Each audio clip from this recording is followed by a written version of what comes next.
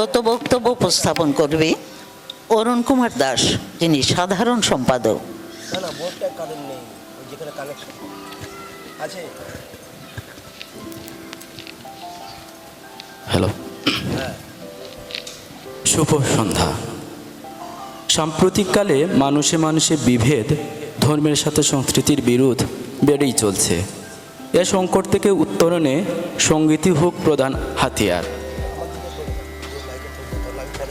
ধন্যবাদ। এ সংকট থেকে উত্তরণে সঙ্গীতই হোক প্রধান হাতিয়ার।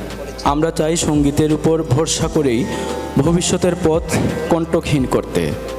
উপস্থিত শিল্পী, সঙ্গীতের শিক্ষার্থী, গুণী সংগঠক, সমাজের বিভিন্ন স্তরের সুধীজন, আমন্ত্রিত অতিথি শিল্পীদ্বয় এবং অনুষ্ঠানের মূল শক্তি গুণী শ্রোতাদের সংগঠনের পক্ষ থেকে জানাই প্রীতি ও আন্তরিক শুভেচ্ছা।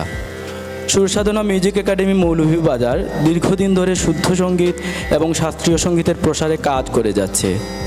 একাডেমির প্রধান তৃপ্তি চক্রবর্তী মহোদয় শান্তিনিকেতন এবং বিশ্বভারতী থেকে সঙ্গীতের উপর উচ্চতর ডিগ্রি গ্রহণ করেন।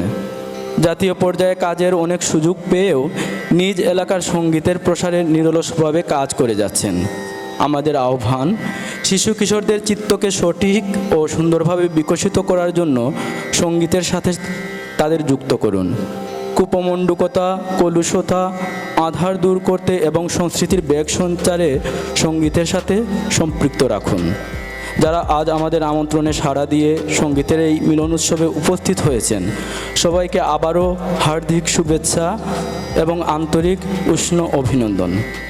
আমন্ত্রণ। ধন্যবাদ।